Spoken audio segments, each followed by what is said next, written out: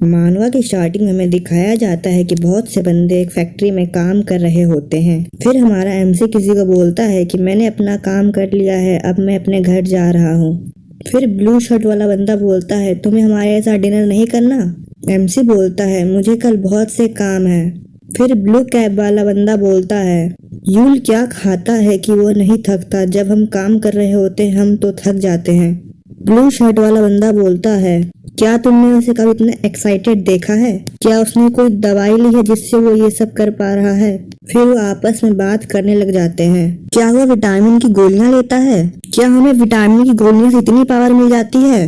नहीं, शायद वो जिंजेक्स खाता होगा अपने घर में। नेक्स्ट सीन में हमें एमसी दिखाया जाता है। वो रास्ते में चलते हुए सोच रहा होता है विटामिन सबसे अच्छा होता है जब तुम थके हुए होते हो। हमारे एमसी का नाम हंगयूल है और वह 22 साल का है। एमसी बोलता है मुझे इस ड्रग से बहुत अच्छा प्रभाव पड़ा है। मैंने इस चीज को अपने मिलिट्री के समय डिस्कवर किया था। इसको लेने के बाद पूरे दिन काम करने के बावजूद भी मेरी शक्ति कभी खत्म नहीं होती।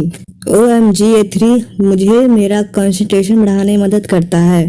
एमसी बस से उतरते हुए सोचता है यह मेरे लिए बहुत अच्छा है। अपने फोन में देखते हुए सोचता है क्या मुझे अपने पीछे वाले कन्वीनियंस स्टोर से कॉफी खरीदनी चाहिए। फिर एक लड़की एमसी को रुकने के लिए बोलती है। वह लड़की एमसी को बोलती है यह बात मैं किसी को पहली बार कह रही हूँ।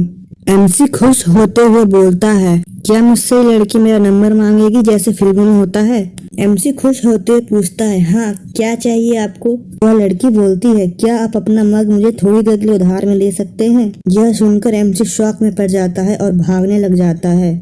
गाइस एमसी इसलिए भाग जाता है क्योंकि यह लाइन कोरिया में लूट करने के लिए बहुत फेमस है। वह लड़की एमसी को रोकती है लेकिन फिर भी वह भाग जाता है। जाते हुए बोलता है आपका दिन अच्छा हो। वह लड़की एमसी को रोकते हुए बोलती है रुकिए एक क्षण रुकिए, लेकिन एमसी भाग जाता है और दौड़ते हुए सोचता है डैम एक लुटेरा, क्या अभी भी इस दुनिया में ऐसे लोग होते हैं? मैं अपने पिता के कारण पत्तों और संतों से तंग आ चुका हूँ। एमसी हमें अपने पिता के बारे में बताता है मेरे पिता पहले एक स्टेबल पर्सन होते थे, लेकिन नेक्स्ट सीन में हमें दिखाया जाता है कि एमसी के पिता अपनी पत्नी से बात कर रहे होते हैं। एमसी के पिता बोलते हैं हनी मैंने एक बहुत महत्वपूर्ण निर्णय किया है, मैं दवाएं बनाऊंगा और एक संत बन जाऊंगा। मेरे पिता उसके बाद एक संत बन गए। उन्होंने अपनी नौकरी छोड़ दी और गांव अपने माता पिता के यहाँ निकल गए। उन्होंने वहाँ पे बहुत सी दवाइयाँ खाई जिस कारण उन्हें कई बार पेट दर्द के कारण हॉस्पिटल जाना पड़ा। फिर एक दिन वह जंगल में चले गए क्योंकि उनकी दवाएं काम नहीं कर रही थी। जाने से पहले उन्होंने एक पत्र छोड़ दिया था जिसमें कहा था कि वह वापस आएंगे एक नई ऊर्जा के साथ। यह 20 साल पहले की बात थी और मैं उस समय 2 साल का था। एमसी कैश काउंटर में कार्ड देते हुए सोचता है यह बहुत लंबा समय हो गया है। उस दिन के बाद मेरी माँ को बहुत हार्ड समय बिताना पड़ा क्योंकि वह अचानक से गायब हो गए थे। वह शॉप से निकलते हुए सोचता है मेरे पिता को भी यह सप्लीमेंट लेने चाहिए थे उन अजीब मेडिसिन के बजाय। एमसी बाहर निकलकर ऊपर देखता है और वह देखकर हैरान हो जाता है। आसमान में एक स्पेसशिप टाइप जैसा चीज बना हुआ था। एमसी बोलता है यह क्या हो सकता है? वह अपने मन में सोचता है जब मैं यहाँ पे आ रहा था तो मैंने ये तो नहीं देखा था। एक व्यक्ति बोलता है क्या ये कोई मार्वल की शूटिंग हो रही है?